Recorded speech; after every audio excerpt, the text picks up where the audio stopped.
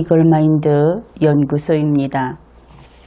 우리가 인형극 같은 것을 보게 되면 인형 둘이 서로 등을 마주대고 연결돼서 한번 벌쩍 뛰면 앞쪽에 있던 인형의 얼굴이 보이고 또 한 번 벌쩍 뛰면 뒤쪽에 있던 다른 인형의 얼굴이 보이는 이런 인형극을 본 적이 있을 겁니다. 이제 그런 인형을 상상해 보기로 합시다. 그래서 앞쪽에 있는 인형을 이름을 제인씨라고 하고 뒤쪽에 있는 인형을 정인씨라고 해 봅시다. 그래서 이렇게 두고 보면 어쩐지 문재인 그리고 문정인 그들 두 사람은 바로 이렇게 서로 등과 등을 연결해 놓고 가끔 가면 번갈아서 얼굴을 바꿔 보여주는 그 인형들처럼 이런 것을 우리가 허수아비라고도 부르는데 꼭 밭에 세워야만 허수아비인 것은 아니죠. 그 허수아비라든지 인형극에 나오는 인형이라든지 그런데 바로 이런 형태로 있는 그런 모습이 떠오릅니다. 어째서 그런 것일까? 그래서 최근 뉴스와 함께 우리가 왜 그런 느낌을 받는지 그런 것을 확인해 보기로 합시다. 미국 날짜로 2018년 8월 29일에 문정인 씨가 기자들에게 종전선언에 대해서 이야기를 했다고 합니다. 그가 이야기한 내가 생각하는 종전선언 그 의미라고 하는 것을 한 항목씩 분석해 보기로 합시다. 문정인 씨의 이야기입니다. 첫째, 종전선언은 1953년 이후 65년째인 전쟁 상태를 상징적인 차원에서 중식하자는 것이다. 다시 말해서 정말 전쟁을 하지 말자, 정말 영원히 전쟁을 끝내자 이런 것도 아니고 단지 상징적인 차원에서 중식하자는 것이다. 그렇게 이야기를 했습니다. 이 부분을 분석해 봅시다. 그렇다면 그가 이야기하는 상징적인 전쟁 상태의 중식, 그것은 상징적인 평화 이렇게 바꾸어도 거의 그 뜻이 일치하겠죠. 그렇다면 대한민국에서 이 한반도에서 상징적인 평화를 보여주는 행위, 그것이 분명히 있었지 않습니까? 그것은 판문점 선언이라고 하는 상징적인 차원에서 평화를 이야기하는 그런 행위가 있었습니다. 그렇다면 이 상징적인 차원의 전쟁 중식이라는 것은 이미 이루어져 버렸고 이미 행해져 버린 것이지요. 이 경우에 그렇다면 종전선언은 필요 없어집니다. 그 다음에 같은 것을 이제 방향을 바꿔서 이야기해 봅시다. 만일 판문점 선언이라고 그렇게 대단하다고 이야기했던 그것이 상징적 차원에서조차 평화를 뜻하는 것이 아니라고 한다면, 그것이 상징적 평화 행위가 아니라고 한다면 그것을 구태여 국회의 비준을 받을 필요가 있겠습니까? 그만한 가치가 없는 것이죠. 따라서 이 경우에는 현재 문재인 청와대 대통령은 판문점 선언을 국회 비준을 받으려고 민주당과 함께 여기에 힘을 기울이고 있는데 국회 비준은 필요 없는 겁니다. 이거 그만두고 종전선언을 추구해야 하겠죠. 그런데 그 종전선언은 단지 상징적 평화에 불과합니다. 따라서 우리 첫 번째 이 항목에서 정리할 수 있는 것은 문정인 씨가 이야기하는 종전선언이라고 하는 것은 우리가 살펴본 그 두 가지 가운데 어느 쪽이 되었던 간에 만일 그것이 가치가 있는 것이라고 한다면, 즉 판문점 선언이 가치가 있는 것이라고 하면 종전선언은 필요 없는 것이고, 판문점 선언이 별 쓰잘데없는 것이라고 한다면 국회 비준은 필요 없는 것이고 종전선언을 추구하면 될 것이다. 그러나 그 종전선언은 상징적 차원의 행위에 불과하다. 이렇게 정리할 수 있겠습니다. 두 번째 항목은 종전선언은 남북 그리고 북미 간 적대관계를 청산하자는 것이다. 그렇다면 이 남북 간의 적대관계, 북미 간의 적대관계라고 하는 것의 원인은 한 가지이지요. 그것은 모든 원인은 북한에 있습니다. 북한이 핵 프로그램을 폐기하지 않고 ICBM 프로그램을 폐기하지 않고 생화학 무기 프로그램을 폐기하지 않는, 우리가 흔히 비핵화하지 않는다 하는 그것에 모든 적대관계의 원인이 있는 것입니다. 만일 문정인 씨가 그것이 아니고 모든 원인이 한국에 있다, 북한은 결백하다, 그렇게 이야기한다면 한국이 핵과 ICBM과 생화학 무기 프로그램을 폐기해야 하겠죠.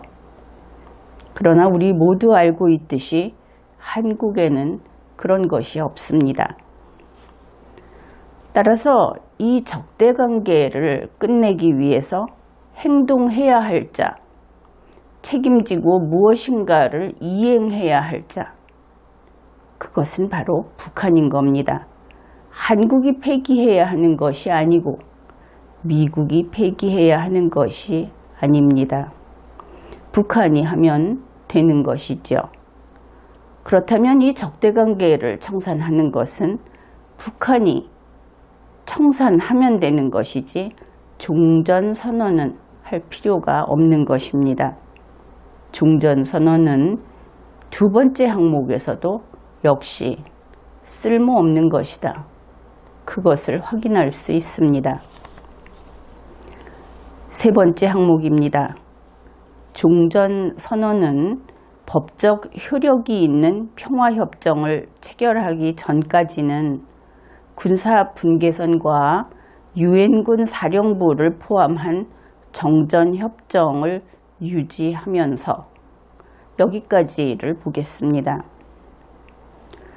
평화협정을 체결하기 전까지는 정전협정이 유지됩니다. 그러면 종전선언은 없는 것이죠. 정전협정이 유효한데 그 상태에서 종전선언을 하게 되면 정전협정에 위반됩니다. 그래서 종전선언은 원칙적으로 할 수 없는 것이지요. 따라서 이 상황에서 법적 효력이 있는 평화협정을 체결하기 전에는 종전선언은 없다. 이것이 분명합니다. 그러면 어떻게 되는가?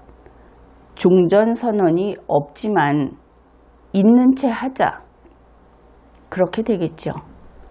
문재인 청와대 대통령과 문정인 씨는 종전선언을 추구하고 있으니까, 없는데 추구한다면 할 수 있는 것이 무엇이 있습니까? 없지만 있는 척 좀 해보자. 그것이 되겠죠. 종전선언은 선언을 해도 효력이 없다는 것이 바로 이 세 번째 항목 전반부에 나옵니다. 효력이 없기 때문에 없는데 있는 척 해봤자, 그래서 있는 척 해도 역시 없는 것이다. 그것을 알 수 있죠.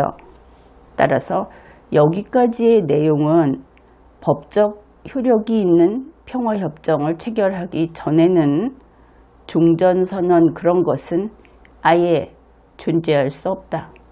그것을 알 수 있습니다. 그 다음에 세 번째 항목의 후반부입니다.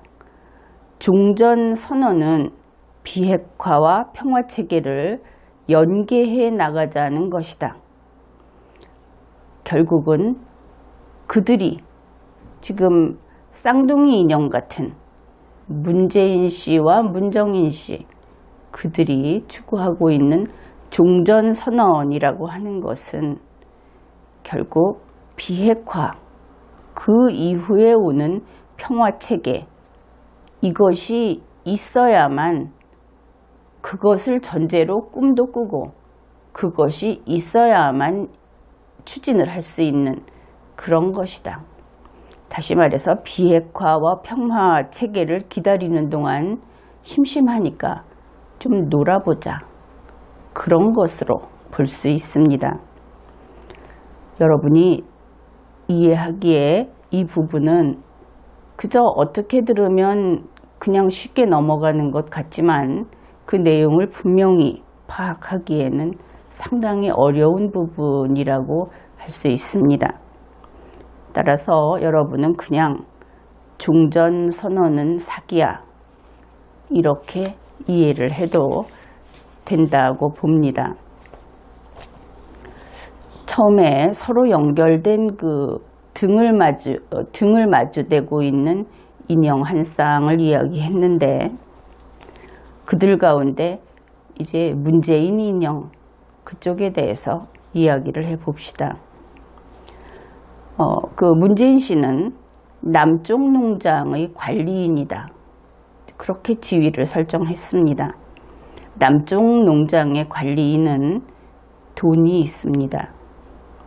그 다음에 반대편에는 이제 붙어있는 인형은 거기서 문재인 씨만 이야기하는 겁니다. 거래하는 두 사람을 이야기하는데, 문재인 씨와 거래하는 그 상대방은 김정은이라고 하는 북쪽 농장의 관리인입니다. 그는 팔 수 있는 물건이 있습니다. 물론 여기에서 한쪽 옆에 서 있는 바다 건너 농장의 관리인인 트럼프 씨가 있는데, 그는 문재인 씨보다 더 돈이 많습니다. 그래서 이 세 사람의 관계가 어떻게 되느냐. 문재인 씨는 김정은의 물건을 사고 싶어 합니다.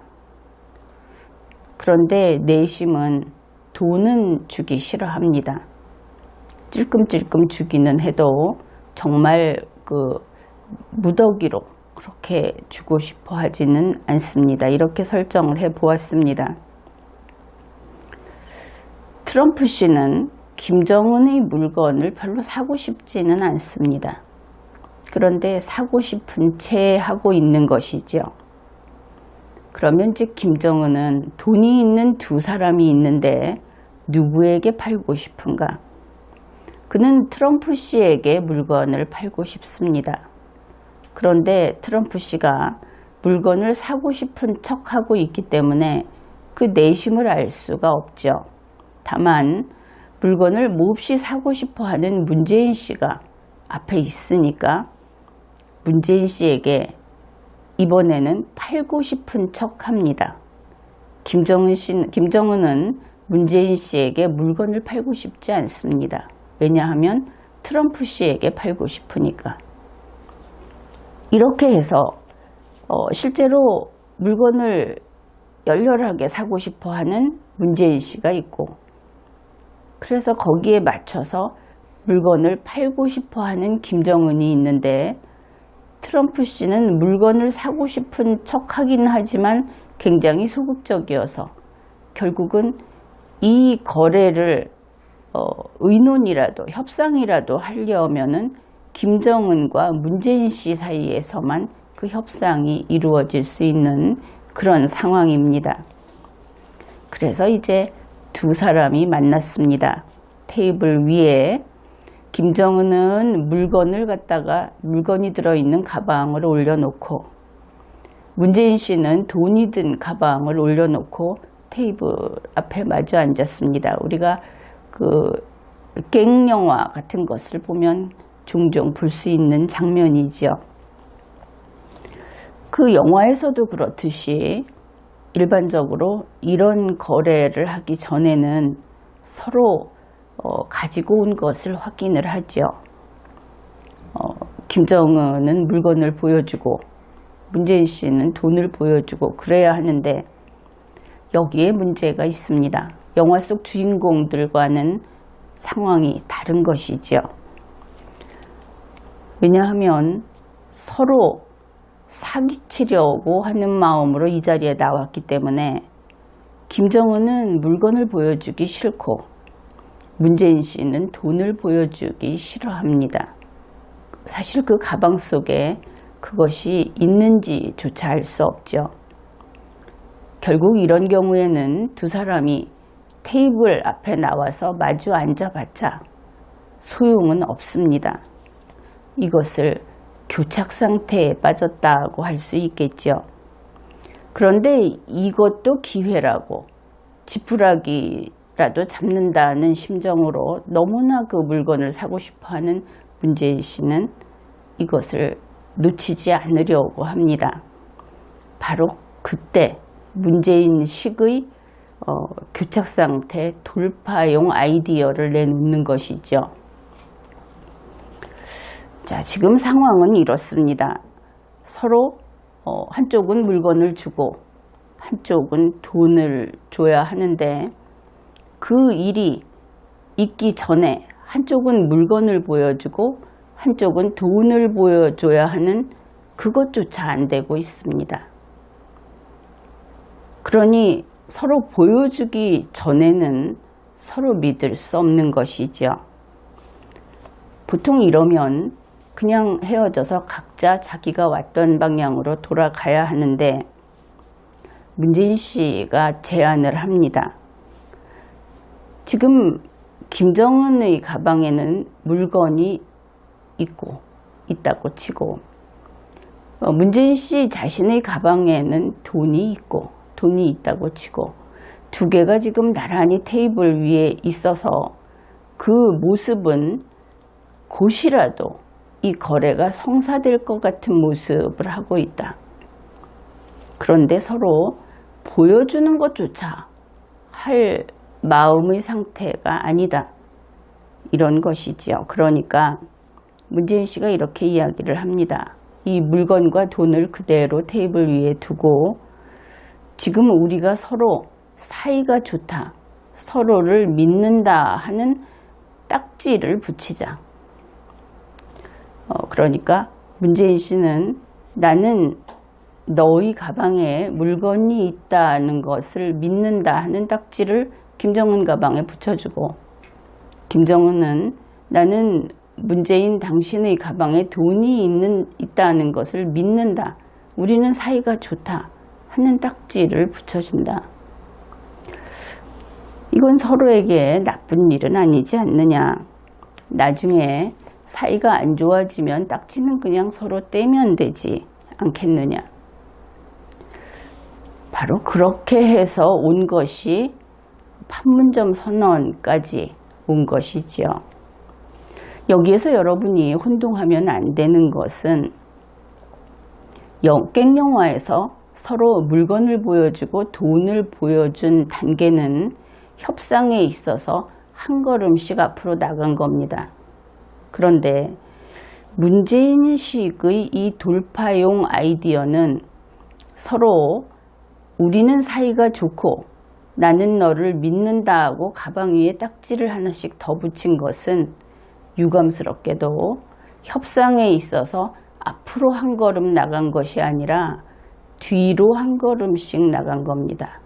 아주 묘하죠. 왜냐하면 그전에는 물건 보여주고 돈 보여주면 신뢰가 생깁니다. 그런데 지금은 가방 밖에다가 스티커를 하나씩 더 붙인 것이죠. 이제 그 스티커가 가짜라는 것만 나오면 서로 치고받고 싸우는 겁니다. 그런 상태를 만들어 놓고 평화에 다가섰다고 하는 것이죠. 우리 모두가 사실은 이 이상한 그 카테고리에 갇혀서 끌려 들어가서 속고 있는 것입니다. 그것이 우리 대한민국 국민들 그리고 전 세계에 이 문제에 관심 있는 세계인들이 알고 있는 바로 문재인 씨라는 인물이 나타나면서 지금까지 우리가 듣고 알고 있는 평화, 판문점 선언, 종전 선언 이런 것들입니다. 그 가방에 스티커, 딱지 붙이는 작전, 이것은 이 관계의 핵심을 보여주는 그런 것이라고 할 수 있습니다. 김정은과 문재인 청와대 대통령이 지금 같이 만나고 또 판문점 선언을 했고 그래서 가까워졌느냐? 그렇지 않습니다. 한 걸음씩 더 뒤로 물러나서 만일 정말 협상을 하려고 한다면 그 전보다 훨씬 더 긴 거리를, 먼 거리를 걸어가야 하게 그렇게 되었다 하는 것이죠. 결국 이 모든 것은 본질이 없고 실체가 없는 것입니다. 그러면 문재인 청와대 대통령은 왜 이렇게 허공에 헛손질을 하는 쓸데없는 일을 벌이고 있는가? 추측하건대 문재인 청와대 대통령은 이런 질문을 가장 싫어할 것이다. 그렇게 봅니다. 그는 이렇게 이야기를 할 것 같습니다. 그냥 상표라도 바꿔보자는 거야. 이것이 계기가 될지도 모르잖아.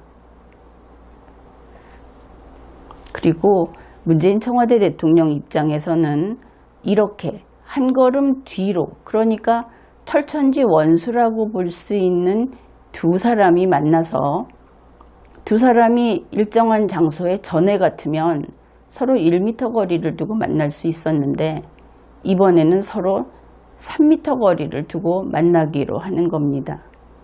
그것을 약속으로 정하는 것이죠.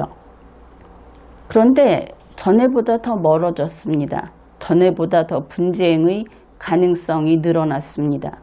그러나 만났기 때문에 평화라고 이름을 붙이는 것이죠. 한편 국민에게는 어떻게 보이겠습니까? 문재인 청와대 대통령이 무엇인가 하고 있다. 혹시 저러다가 통일까지 갈 수 있을까 하는 그런 통일을 간절히 바라는 국민들 측에서는 그런 헛된 꿈도 품게 만들 수 있는 것이죠. 그래서 문재인 청와대 대통령의 입장에서는 바로 국민에게 놀고 있지 않다. 무엇인가 매우 중요한 일을 하고 있다는 그 거짓 몸짓을 보여주는 그런 방법이다. 이렇게 평가를 합니다. 그러면 문재인 청와대 대통령은 정말 왜 이런 짓을 하고 있는 것일까? 그는 건국 100년도 이야기를 했었고 그리고 대한민국 헌정사도 부정을 하면서 대한민국의 정통성을 인정하고 이 조국에 대해서 자부심과 또 책임감을 느끼고 있는 국민들의 마음을 대단히 아프게 하고 있습니다. 그런데 그는 왜 그런 것일까? 남다른 역사관을 특별히 가지고 있어서 그런 것일까? 그런데 그것은 그렇게 보이지 않습니다. 그는 그냥 대한민국이 싫은 겁니다.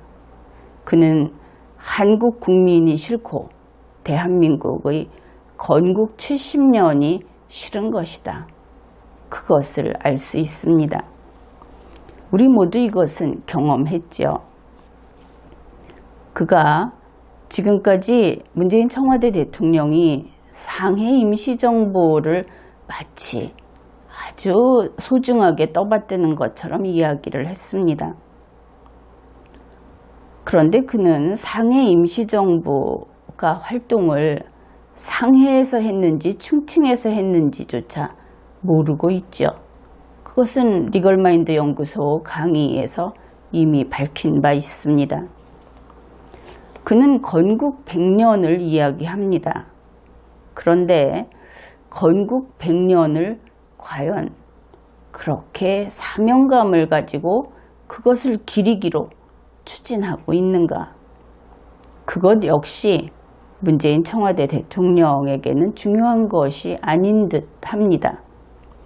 왜냐하면 얼마 전에 8월 15일 광복절 기념식을 할 때 북한이 좋아하지 않으니까 건국 100년 입도 뻥끗하지 않았습니다. 북한 눈치 봤다 하는 평도 나왔죠. 결국 그는 이런 것에 관심이 없는 것이다. 통일이나 이산가족 상봉도 모두 귀찮아하는 것이다.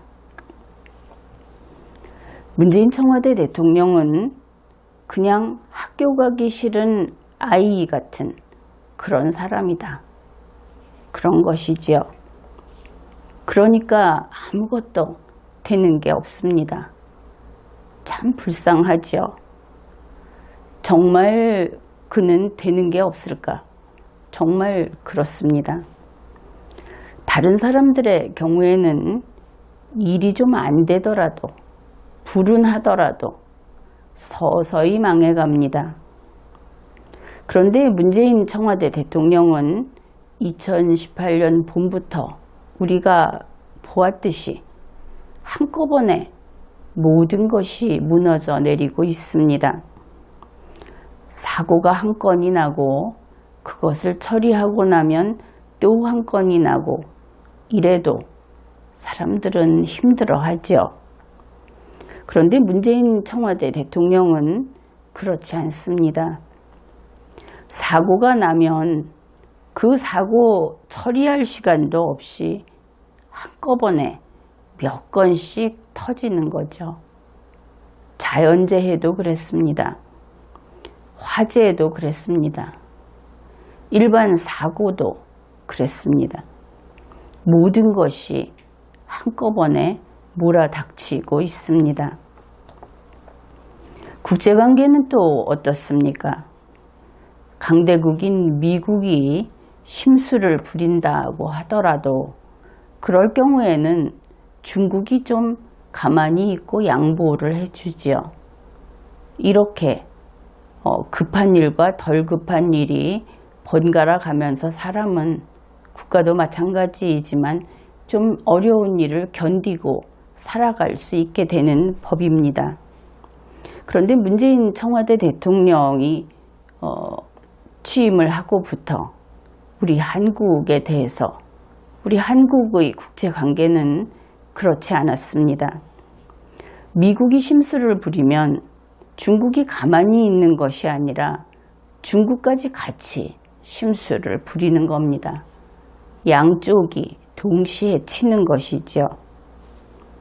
그러니까 문재인 청와대 대통령은 이제 사기라도 치자 하는 것인지 그렇게 볼 수밖에 없죠. 문정인 씨가 이야기한 종전선언은 이런 의미에서 문재인 청와대 대통령이 이야기하는 평화하고 동일한 것이다. 그렇게 볼 수 있습니다. 그런 면에서 두 사람은 쌍둥이 같다고 해야 하겠죠. 이번 회에는 여기까지 하겠습니다.